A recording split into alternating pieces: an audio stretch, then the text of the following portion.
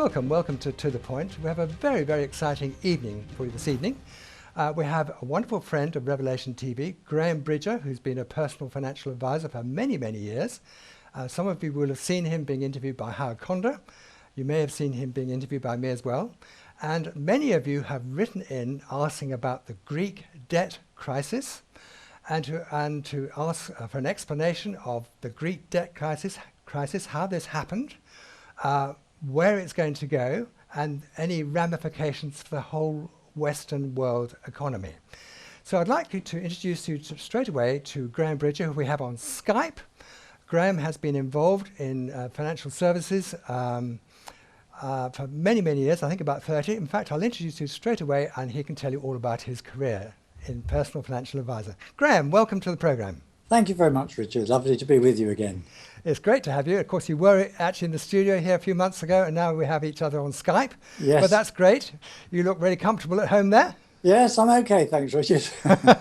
Now, just tell us about your involvement. I know you started off with one of the well-known banks. Is that right?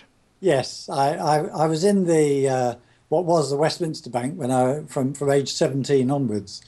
So I spent the first chunk of my working life with what became National Westminster. And then I came out of that when I was about 30 and went into the insurance industry, which then sort of morphed itself into what became known as the financial services industry. And then during that time, I've been involved with, several companies which I've set up myself. And towards the latter part, as I've just sort of basically retired, I joined with some others and we formed a bigger financial services company, which was then sold off, and I gradually was deregulated, and I'm now no longer a financial advisor. Right. And I believe, correct me if I've got the details wrong, I believe you retired around about 2008, which is the time of the financial crisis. Is that right? Absolutely, yes. That was a big shock to the system. It wasn't what I was sort of contemplating at this latter stage of my life, and therefore it led me into having to try and understand what had actually happened, because what I found out quite rapidly was that very few people, if any, were able to even remotely explain what had just happened in the world. We were later informed and told by various people in the media that we'd come to, or the world had come to, within maybe an hour of the total collapse of the entire world's monetary system. So a bit traumatic, to say the least, Richard. My goodness me. So just out of interest, to educate all of us who don't know as much about these things as you do, did your research since 2008 into the world's finances and all the things that you've been talking to all your clients about, for example, various types of assets that they can invest in, did it make you have a rethink about which type of assets and just the way the whole money system works? Did it have any effect on you? It had a great deal of effect on me, Richard. I mean, first of all, I had to discover for myself what actually is money. The one thing I discovered pretty quickly was that nobody that I ever spoke to, including professionals and politicians, nobody seemed to be able to explain what actually money was.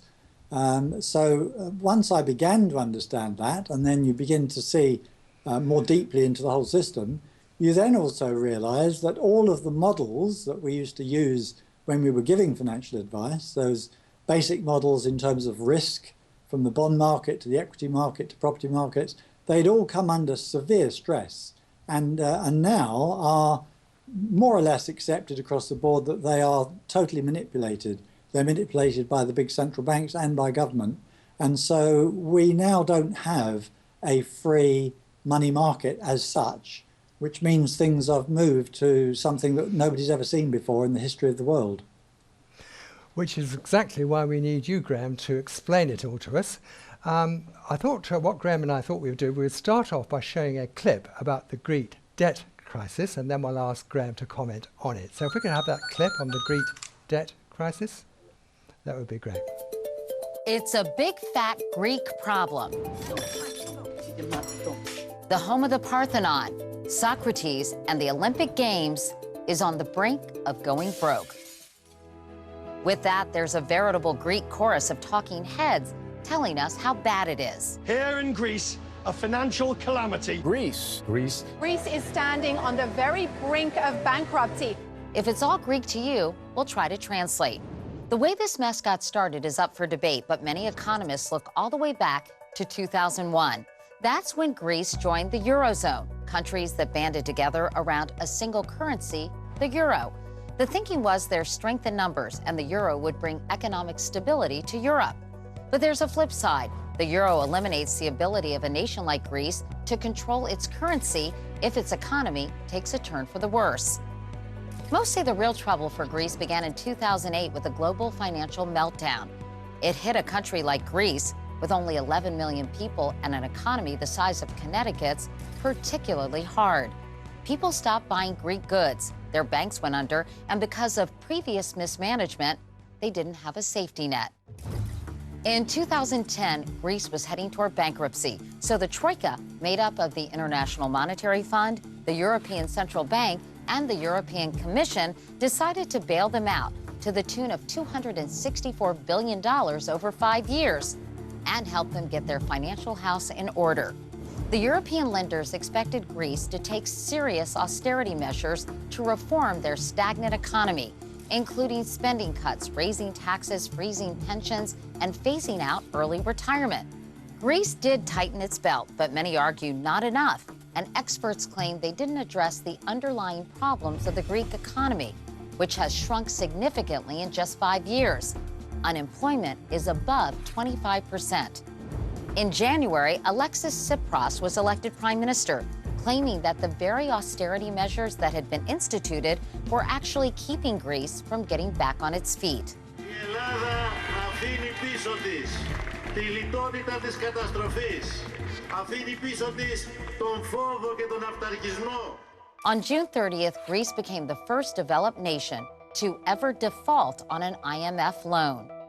And on July 5th, with the encouragement of Tsipras, Greeks voted ohi, that means no, to another bailout by international creditors, which would have come with even more austerity measures.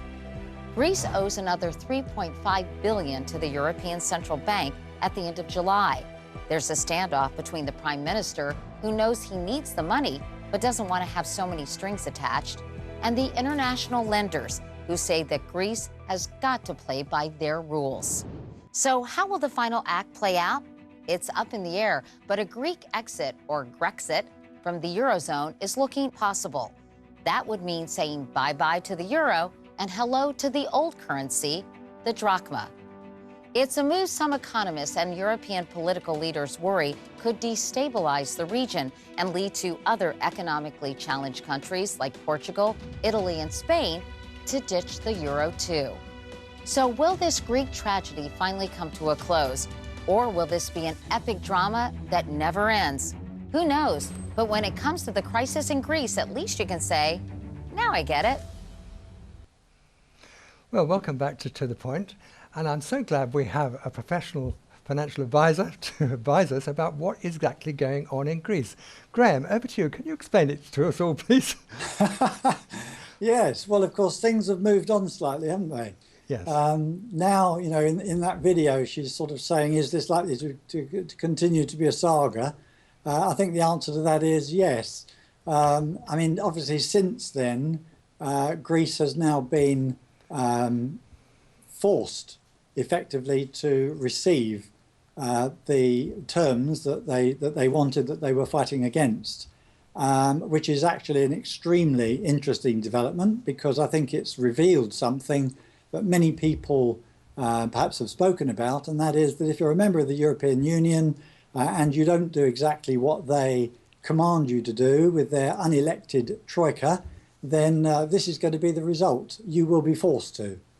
I think really, Richard, when we hear that video talking about where it goes back to, I think probably the best thing to try and do is, if I just slip back a bit, you know, the 2008 global crisis, you know, actually that was an earthquake effectively that's been rumbling, ready to blast itself out into the open for probably the last 40, 50 years. And that's since, you know, the implementation of fiat money. And then fiat money just is money it's Latin for let it be. That's governments that decide to produce money out of nowhere. And as long as the public have got faith that paper money will be honoured, despite the fact it has no real asset backing, because that was done away with, the gold standard in 1971, what we've got is we've got the creation of money, which is should be subject to governmental control, and that should be strictly in line with the growth that's actually going on in the economy. And of course, the banks have been allowed to create unlimited credit, and it's all to their own advantage. The international bankers have fought for probably over 300 years or so, even longer. They've been prepared to somehow find a way of dispensing with government leaders, US presidents who have fought against the central banking system.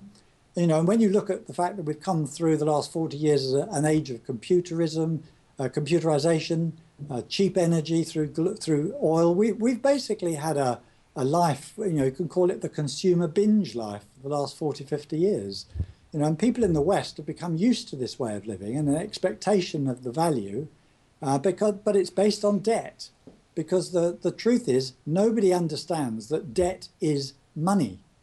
So when you consider that what we've got is the USA stepped in here in the last minute, in the last few days, they've stepped in and they've basically said that this cannot go on because at the end of the day, the threat was, as we've talked about between ourselves, a certain amount of contagion could have happened. If they'd been allowed to exit, they would have had to do away with write off huge amounts of loans, which would have bankrupted the banks, and specifically the banks in Germany. And then that would have been a major threat right across the whole system. So there was no way that the USA were going to allow this. The whole thing is that the USA are in control of the world's financial system through its world reserve currency, the dollar. And they are going to do anything and everything to make sure that that doesn't get threatened. So what does it mean for Europe? They're asking the questions. Well, as long as the Eurozone is allowed to have complete lack of control over fiscal and structural budgets, which is what has happened, and admittedly they're trying to introduce these now, they're trying to bring some budgeting back into the system, but the problem is that the weaker countries are now effectively, they've been able to run riot, guaranteed by their big brothers, and their big brothers, Germany, don't want to do it anymore. The people don't want to do it. So you can see there's an enormous battle going on. And it's highly profitable. It's been highly profitable for international banks to extend all their borrowing over consumption right across the Eurozone, right across the Western world. We live in a borrow and spend today and pay debts tomorrow. Well, unfortunately, we're at tomorrow, really. I think what's happened now is that they've forced the issue. So we've got another 3 years, apparently, of an additional loan that will be in exactly the same situation were it to go on for 3 years, which is highly doubtful. So I don't think we're going to necessarily see any contagion now. They've managed to prevent that for the time being. But something has been revealed here. And that something is the fact that the Eurozone, the whole understanding of Europe is now subject to a completely undemocratic troika, as they call it. That's the combination of the European Commission, the International Monetary Fund, and the European Central Bank. So we're going to have to see how this plays out, Richard. Let me just ask you one thing, Graham. I know Greece is only a relatively small economy compared with the rest of the EU countries, but is there any possibility whatever that the sums of money owed by Greece can ever be paid back? Well, frankly, there isn't, is there? Because, the amount of GDP that they actually can produce and the fact that they've now landed the whole country with a whole series of taxation increases, cuts in all the benefits, cuts across the whole system, they're not going to be able to produce the growth. And they're stuck inside this euro, which prevents them from being able to have any freedom at all. And actually, they're in no different position, actually, than the whole of the Western world. I mean, the UK is in huge amounts of debt. The whole of America, we're just dying. We're drowning under debt. And at the moment, as long as they can keep using the central bank system of effectively producing money out of nowhere, it'll go on. But we don't know how long before it finally explodes, but explode it will. Well, coming back to a sort of slightly more biblical basis, of course, the whole trouble with the world economic system is a debt-based system. Absolutely. It seems to me. Whereas, of course, in Romans, it says, owe no man anything save to love one another. We're not supposed to be in debt at all. Yeah. But I wonder now, because I believe you actually spend most of your time educating people like me and other believers about the state of the world economy. Can you tell us about your website, and then perhaps you could introduce the excellent film about the size of the world debt on your website, which is absolutely brilliant. Yes. Well, I mean, after the 2008 crisis, as I started to begin to understand the complexity and depth of all this, I thought, well, actually, it would be good to try and explain some of it. So I thought, well, I'll try and create a website. I'd never created one before. And gradually, over a period of time, I was able to refine that, introducing a whole load of information that hopefully would give people some help. And it got refined to the point where I now present, when I'm doing conferences and seminars, I just present this in three things now: that we've lived through an illusion for the last 40, 50 years. I've explained that illusion. It's been based on certain factors. We've come through that, and we're now moving into what I call reality. So the website's called Illusion to Reality at Money Roots. Well, the root of all, the love of money is the root of all evil. And actually, so we talk about we've come through the illusion, we're into reality, and actually there are some serious implications now for everybody in the world. So that's really how I put it together, and I'm constantly trying to update and put new videos on. Also a lot of different speakers from across the world, really, just different writers, authors, commentators, people who actually understand it, and it's possible then to tune in to what they have to say, and then you can compare what's being said compared with the mainstream media, which of course has certainly up until recently and mainly put out propaganda relating to this to try and rah everybody on, try and convince them that we're all going back to growth and the whole world's going to come back to normal. Well, Graham, what we've got is actually your video to show about the state of the world debt. So perhaps we can show that now and then ask you to comment on it afterwards. Yes.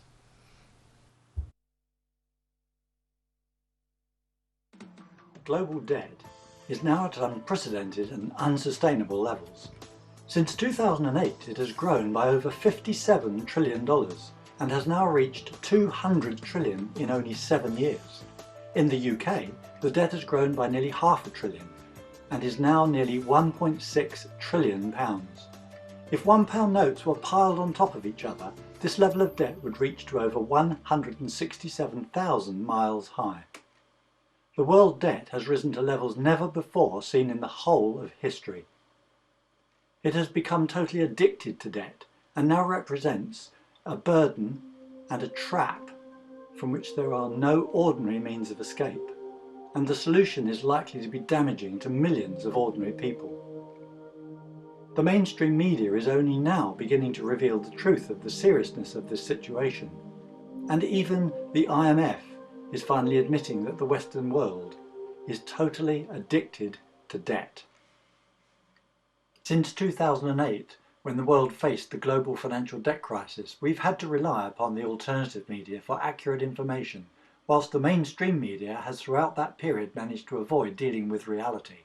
We've been fed propaganda designed to help us believe that we're in recovery, jobs are increasing, the deficit is being reduced, and now finally, after 7 years, we're seeing the truth emerge from mainstream media as more and more people are waking up to the reality that the world is simply sinking under unprecedented amounts of debt that can never hope to be repaid. Finally, we're even seeing the IMF reporting that it's likely that we will suffer mass write-offs in the West as debt hits the highest level in 200 years.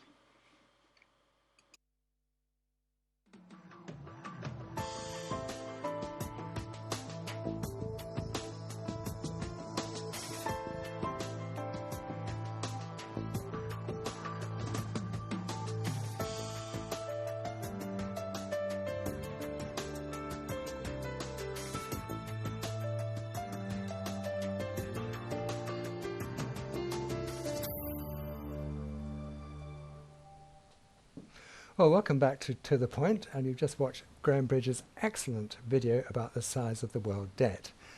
And Graham, I know we've got you on Skype there. The size of the world debt is actually impossible for ordinary people like me to understand. But then if you add on the derivatives, it's even more mind-boggling. The size of the derivative market is, I think, is quoted at 1.4 quadrillion. So taking into account the size of the world debt and the derivatives on top of that, is this, do you think, in your professional capacity, Graham, do you think this is sustainable? And what will be the end of all this? Where's it all going to go? Or perhaps you can't comment. Maybe it's too big a question.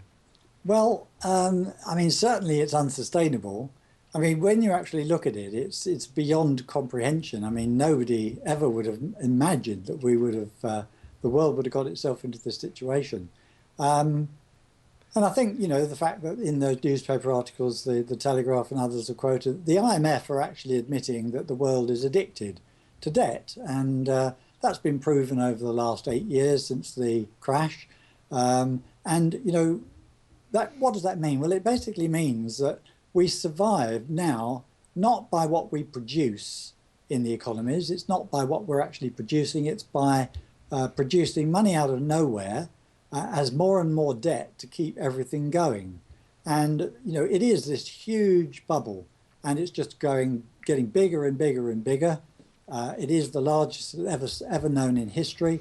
And really what's happened is that, you know, when you look across the banking system, the banks are absolutely riddled with debt. The assets that they have on their balance sheets don't have those real values anymore.